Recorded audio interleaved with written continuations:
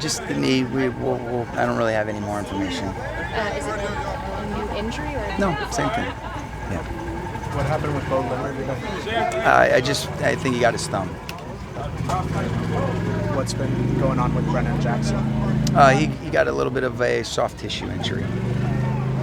So the plan for Sunday, will Stetson start or is Jimmy? Haven't decided that yet. Will Jimmy play? Not sure. You haven't spoken? No, I really haven't. I mean, we wanted to get through practice today. We'll get together as a staff, and then tomorrow we'll represent when we get our final plans in place. But probably same as what I told you yesterday. Okay. Yeah. How about guys,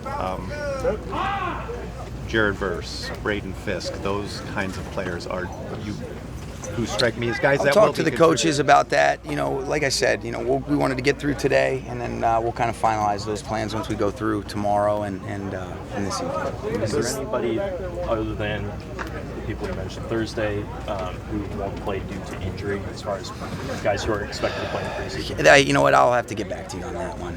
With the new kickoff rule, will that change, do you think, who you keep? Will that add a player or not? It's a good question. I think, what we've got to figure out is exactly what it looks like. I think, there's definitely special teams players that carve out roles for themselves. What you always look at is, all right, it's the 53, and then what do we project as the 48 on game day? And so that certainly does play into it. Not exclusive to the kickoff rule, but guys that are, whether it's a gunner on punt team or some of those 4 core players. And so those will be things that we definitely take into consideration. But as it relates to, some of our guys, I think, the guys that we project as those key contributors will also probably be on the kickoff return team. And Sean, because you don't play most of your starters, what do you want them to accomplish on Sundays? I really want to just see guys improve, take a step in the right direction, compete to the best of their ability. We're very regulated with our schemes that we activate as well, but I think as important as anything too is making sure it's a good experience for guys. Have a good experience, allow yourself to go cut it loose and play, and then we'll see what happens. Who will call plays? Mike will. Yep. And then Chris will call throughout the preseason. I was going to ask similar. Yep. Are you going to rotate through, or is Mike going to call? No, you know what? We haven't. I think Mike's going to do the first one, and then if there's some other guys like we've done before, Jordan, then we'll explore that. Sean, you probably answered this in the winter. You've known Chris Shula for a long time. Why is he ready for this right now? I think he's been ready. He's a very experienced coach. He's got a great humility, a great way to be able to bring groups together, whether it's coaches or players. He's a great listener as well. I think when he communicates, he connects, he listens to try to be able to understand. He has a big picture perspective. And, one of the things I think is great from Chris's vantage point is he's got a clear-cut philosophy for what he wants it to look like, but he's also coached on all 3 levels of the defense. I think that's an incredibly valuable thing.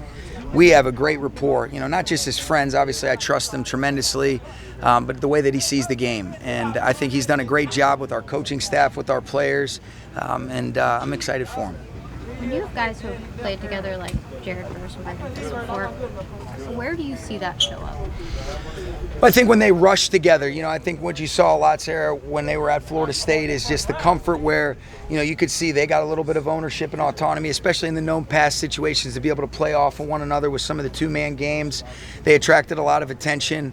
That showed up at different parts of the offseason and different parts of training camp when they've been able to, be on the same side, but they still are playing within the structure and the framework of what we're trying to get done with all 11. But, there's kind of that unspoken agreement. I've heard them both kind of talk about, just that nonverbal communication, that rapport that's established, no different than a quarterback receiver or a guard and center or guard and tackle. And so it's been pretty fun to watch those guys continue to grow, and a lot of work to be done as well. What benefit is there when you show up as a rookie and you already have that familiarity? I think that's the comfort. There's so many new things for them, just the comfort and the familiarity with, a face that you've gone to work with, that you trust. They've built a relationship. I think they positively push one another, but I think this class as a whole is really reflective of the types of guys that we want, and certainly those 2 guys are great examples. Kind of a 2-part question, but because Warren and Joe can both flip sides as needed, first of all, what is that like, kind of testing them in different spots opposite each other? Yeah. And then also, are you guys able to get the work you would like to get in, considering the injuries, not just on the offensive line, but on the other side of the ball? It's been something we've talked about a lot. I think the important thing is knowing that you anticipate getting Alaric and Rob back at some point, hopefully in the near future. those guys, Joe's been well documented that he can play on the right and the left side. Jordan. Warren's a guy that's mostly played on that right side. So I think getting him an opportunity, you saw him on the left side today.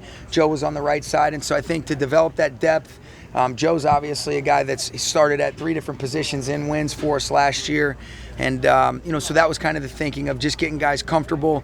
There's never a right or wrong answer. We talked about, do we make that switch? Warren, to his credit, has really been pushing through his ankle. He banged it up a little bit in the Chargers practice, and I give him a ton of credit for the improvement. And now we get past yesterday's practice and wanted to be able to see how it looked on the left side and kind of more of a regulated, just 4, 8 play sets that we ended up doing. And it seemed like he did a good job, and Joe did as well.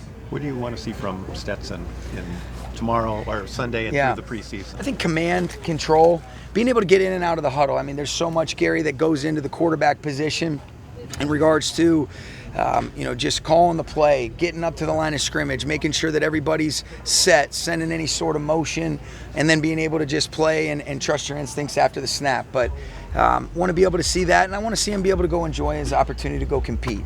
He seems like what I've seen him at his best, he's having fun, and that's really consistent with all players. And so just go cut it loose, play and enjoy it. And I thought we felt that in the first preseason game a little bit last year when he's kind of flashing and doing those kind of things. So that's what I'm looking forward to seeing. Sean, you've been super open about your perspective after 2022 season, but did going through that kind of help you reach him a little bit and maybe show some empathy about he talked a little about what he went through last year as well? I think the answer is yes. I'd like to be able to think so. And I think the important thing you just said was the empathy and really try to understand that everybody goes through different things, but the strength is acknowledging it, addressing it, and then how do you move forward? But how do you also know that you're not alone in that journey?